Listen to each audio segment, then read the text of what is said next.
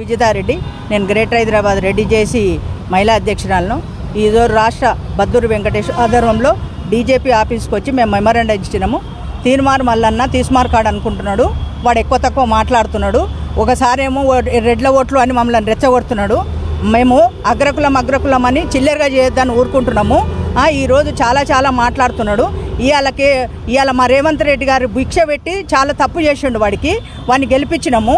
ఎక్కడ నల్గొండలో ఎక్కడ ఫంక్షన్ హాల్ ఫ్రీ ఇచ్చినాము. మా ఓట్లు అప్పుడు పనికిరాలేదా? రెడ్ల ఓట్లు వద్దని ఒకసారి అంటాడు. ఉచ్చదాపిస్తానంటే ఎవరు దాపించిండు? వాడిని పట్టుకొచ్చి తన్ను. మేము రెడ్ల మిన్నే నువ్వు పడ్డావు.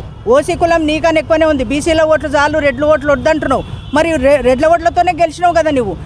చిల్లెరుగాడ నీ క్యూ న్యూస్లో మాట్లాడినట్టు మాట్లాడి చిల్లెరు నుంచి పెద్దగొచ్చి నీ అరాచకాలు, నీ సంగతి అంతా మాకు తెలుసు. అందుకే గత ప్రభుత్వం కేసీఆర్ గారు నేను లోపలేసి తోమితే కాంగ్రెస్ ప్రభుత్వం బీజేపీ ప్రభుత్వమే కదా నేను నడిపించింది. మర్చిపోయినావురా? బీసీల మోసం చేసేటాడు నువ్వు. ఒక ముఖ్యమంత్రి అవుతావో ప్రధానమంత్రి సంతోషమే మాకు. కానీ మా కులం మీద ఎందుకు పడ్డావు నువ్వు? ఏమనుకుంటున్నావు నువ్వు? ఎట్లా అంటే అట్లా మాట్లాడుతున్నావు. మేము రెడ్డిలము తెలంగాణలో 25 లక్షల మంది ఉన్నాం. ఓసీలం కలిస్తే నీ బీసీ అంతనే అవుతాం. మేము అన్నాం అట్లా కులంపించి 25 లక్షలకు మూత్రం దాపిస్తావా నువ్వు? నీ దగ్గర అంతుందారా? ఎంచుకొని మాట్లాడు. క్యూ న్యూస్లో నేర్చుకొని అందరిని అరాచకాలు చేసి బ్లాక్మెయిల్ చేసి సంపాదించి ఇలా పెద్ద మాటలు మాట్లాడుతున్నావు తీన్మార్ మల్లన్న.